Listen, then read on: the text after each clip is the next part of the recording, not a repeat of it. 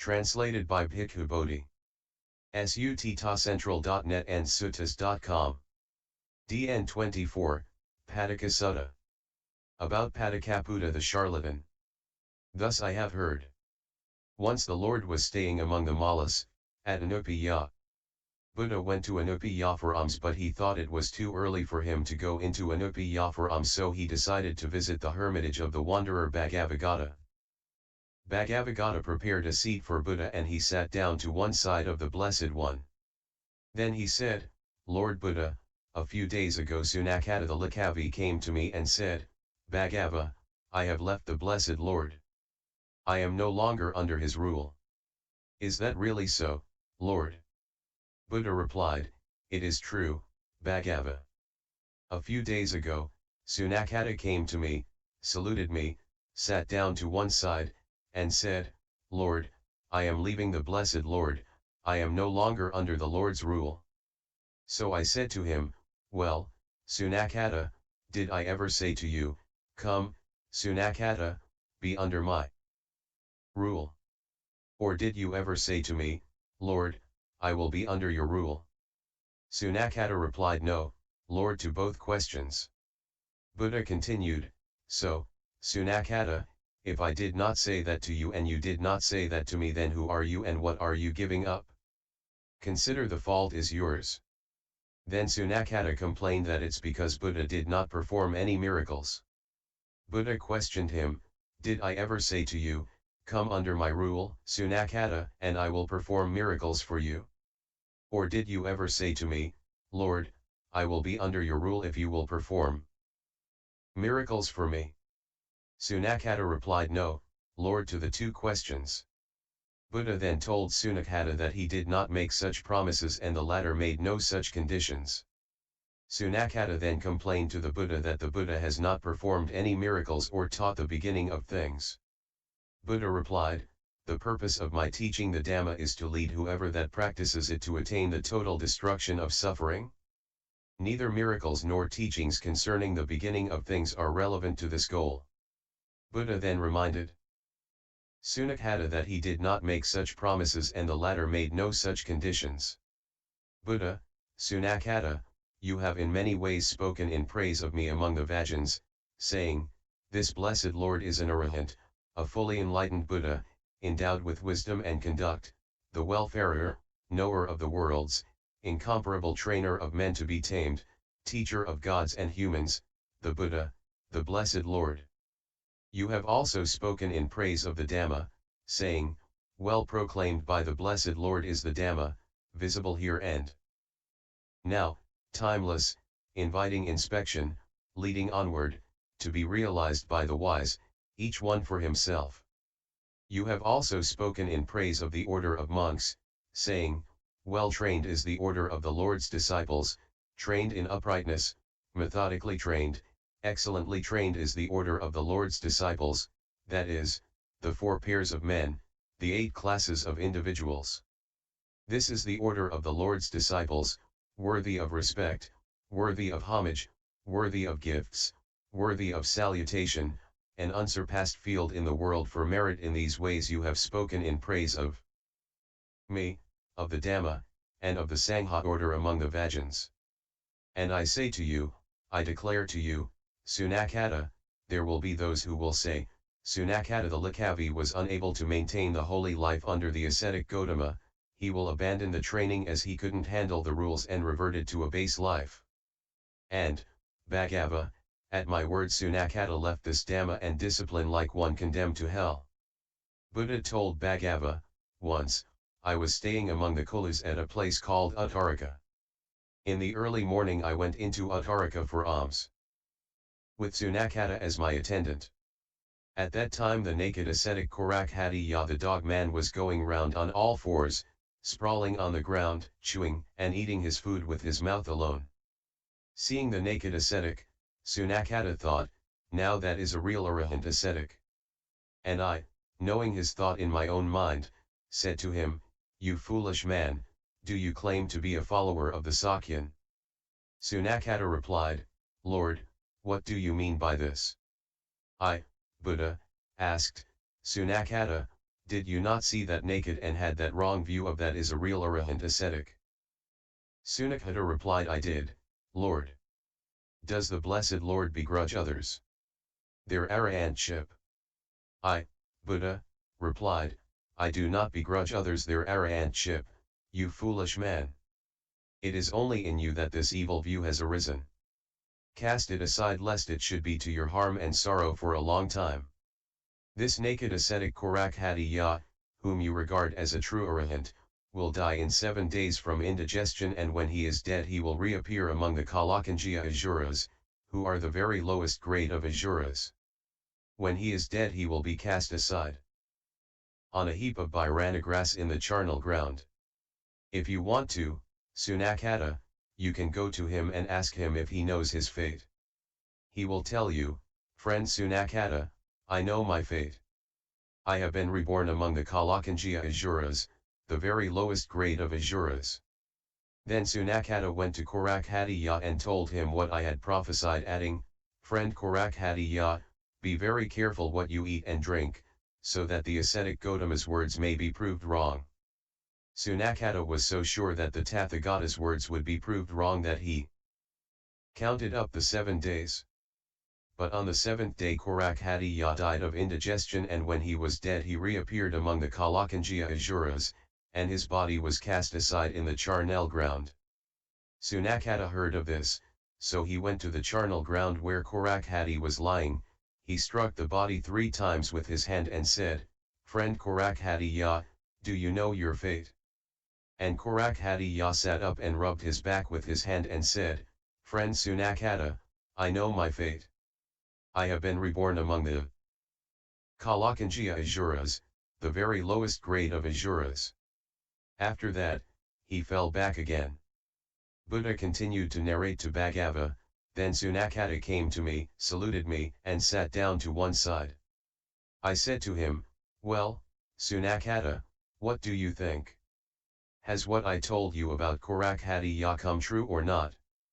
Sunnakkhatta replied, it has turned out the way you said, Lord, and not otherwise.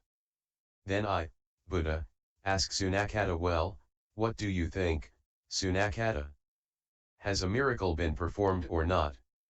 Sunnakkhatta, certainly, Lord, this a miracle performed. Afterwards, the Buddha reminds Sunnakkhatta of his complaint that the Buddha has not performed a miracle. Sunnakkhatta admits that he has, and leaves the Sangha in disgrace. Buddha continued to tell a parallel story to Bhagava. Once, Bhagava, I was staying at Vasali, at the gabled hall in the great forest.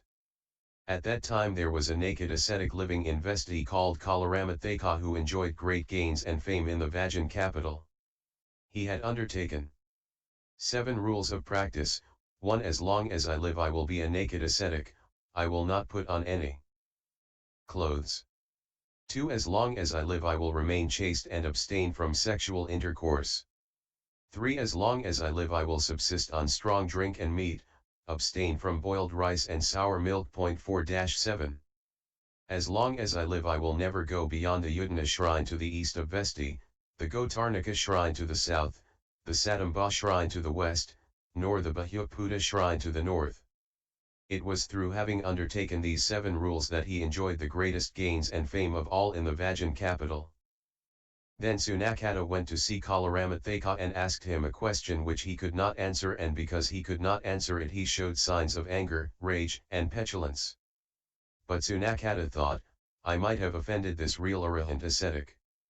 I don't want anything to happen that would cause me harm and misfortune. Then Sunnakkhatta came to me, Buddha, saluted me, and sat down to one side.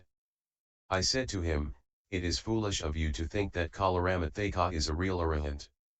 Sunnakkhatta asked if I hold begrudge others of their arahantship.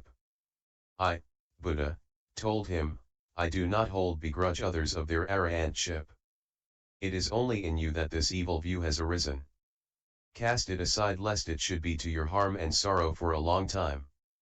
This naked ascetic Kalaramattheka, whom you regard as a true arahant, will later be living clothed and married, eating boiled rice and sour milk. he will go beyond all the shrines of Vesti and will die having entirely lost his reputation. And indeed all this came true. Then I, Buddha, asked Sunnakkhatta, well, what do you think, Sunnakkhatta?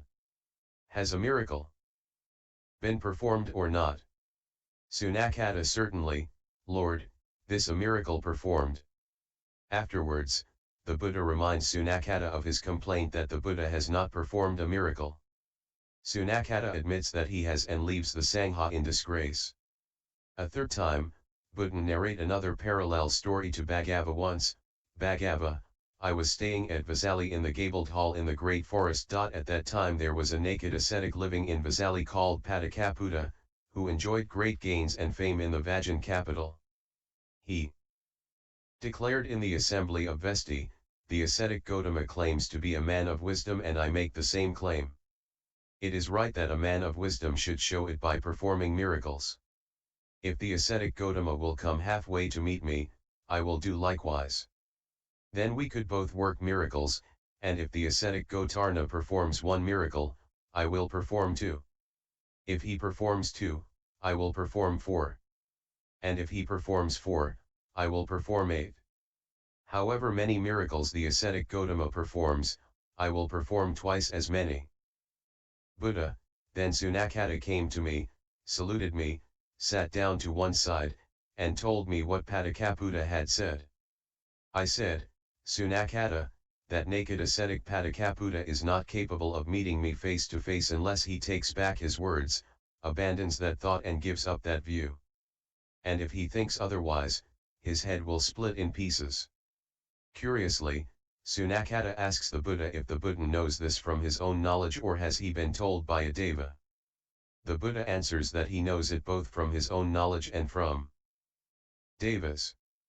When Buddha went to Vesali for alms, Sunnakkhatta declared to all the prominent Likavas, Brahmins, and householders, friends, the Blessed Lord has gone into Vesali for alms, and after that he has gone for his midday rest to Patikaputta's park. Come along, friends, come along.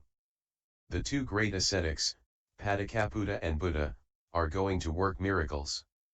Upon hearing this, hundreds and thousands came to Patikaputta's park to see the contest of miracles. Patikaputta heard that all these people had come to his park and he was overcome with fear and trembling, and his hair stood on end. Patikaputta was so afraid that he hid in the Tinduka lodging of the wanderers. When the assembled company heard that he had gone to the Tinduka lodging, they instructed a man to go there to Patikaputta and say to him, Friend Patikaputta, come along. All these people have come to your park and the ascetic Gotama has gone there for his midday rest.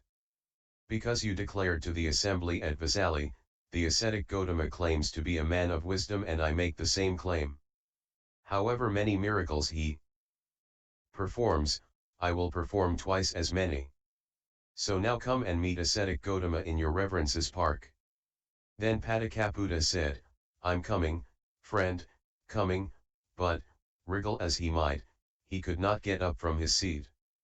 Then the man said, What's the matter with you, friend Patikaputta? Is your bottom stuck to the seat, or is the seat stuck to your bottom?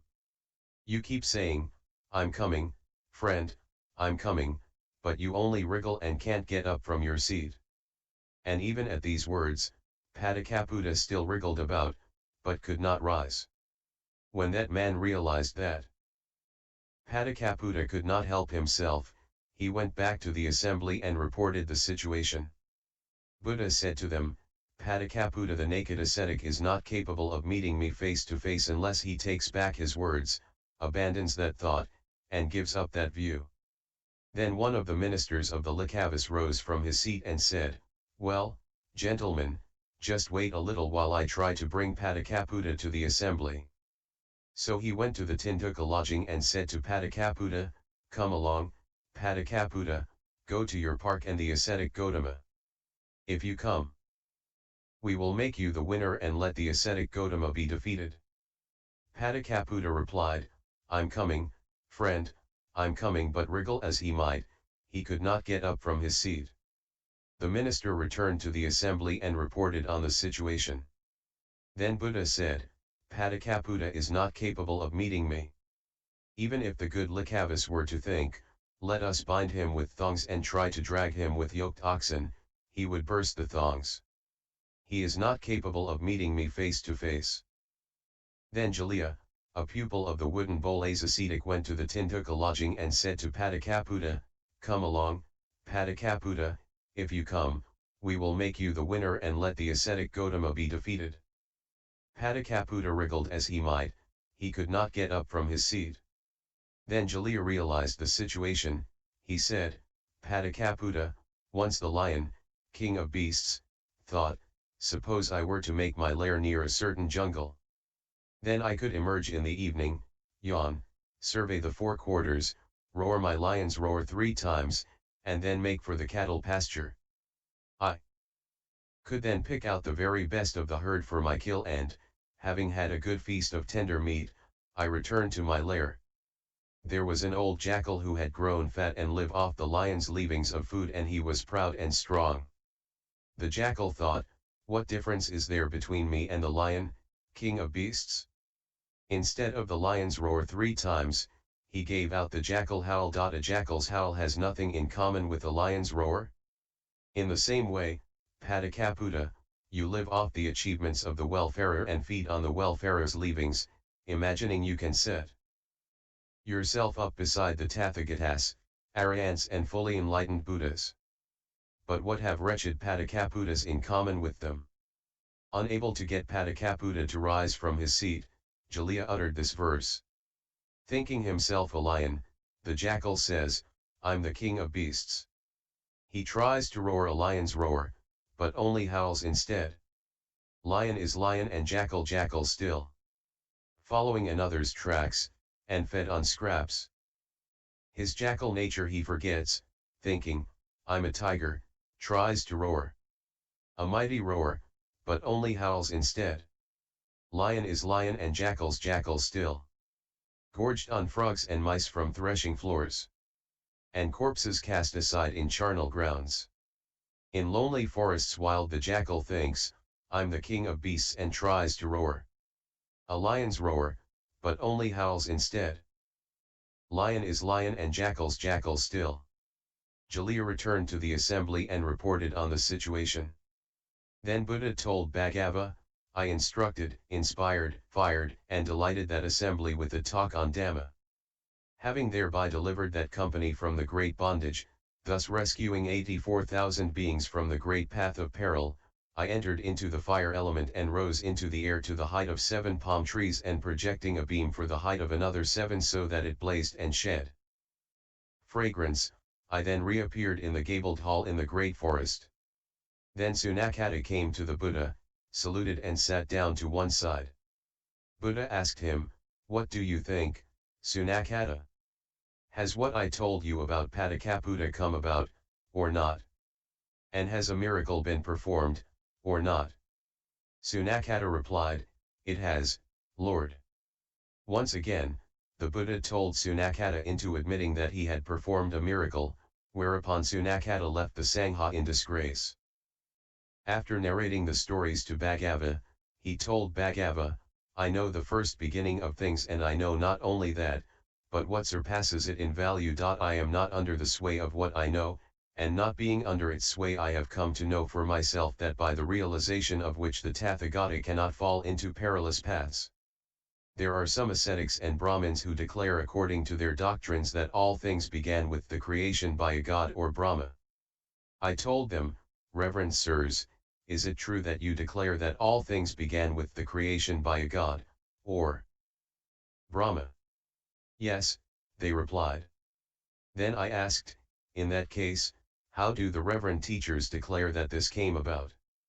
But they could not give an answer, and so they asked me in return for the answer.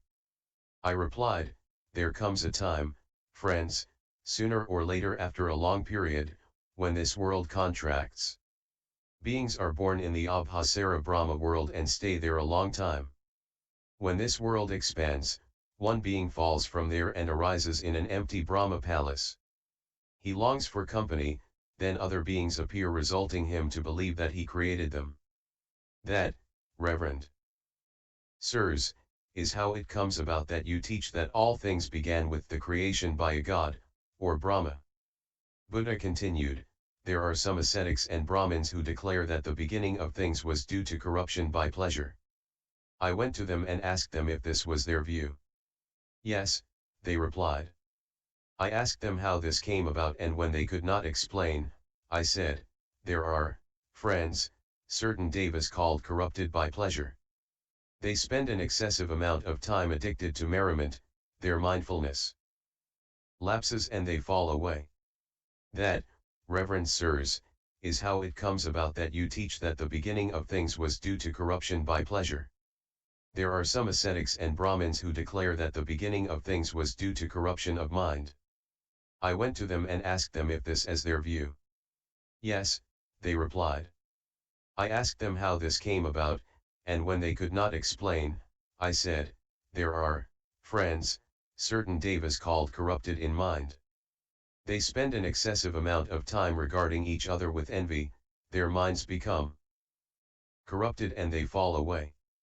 That, reverend sirs, is how it comes about that you teach that the beginning of things was due to corruption of mind. There are, Bhagava, some ascetics and Brahmins who declare that the beginning of things was due to chance.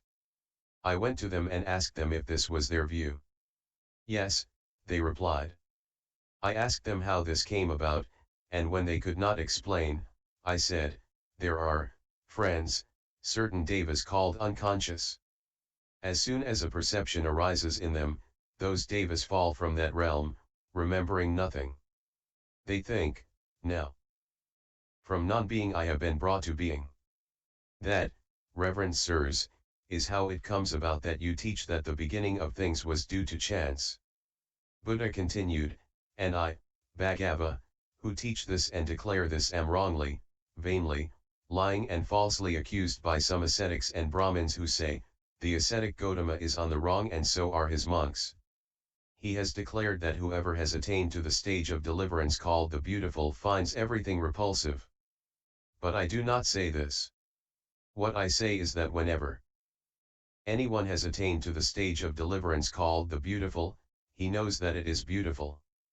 Bhagava, indeed, Lord, they are on the wrong track themselves, those who accuse the Lord and his monks of error. I am so delighted with the Lord that I think the Lord is able to teach me to attain and remain in the deliverance called the beautiful. Buddha, it is hard for you, Bhagava, holding different views, being of different inclinations and subject to different influences, following a different discipline and having had a different teacher, to attain and remain in the deliverance called the beautiful. You must strive hard, putting your trust in me, Bhagava. Bhagava, Lord, even if it is hard for me to attain and remain in the deliverance called the beautiful, still I will place my trust in the Lord. After the Blessed One spoke, Bhagava the Wanderer was delighted and rejoiced at the Lord's words. In summary, this sutta is about Buddha's narration of incidents of Sunnakkhatta to Bhagava. Sunnakkhatta was a previous attendant to Buddha who has wrong views and perspectives on who is true ascetic. He believes some practitioners who practice extreme measures or those who self-claims can perform miracles are real ascetics.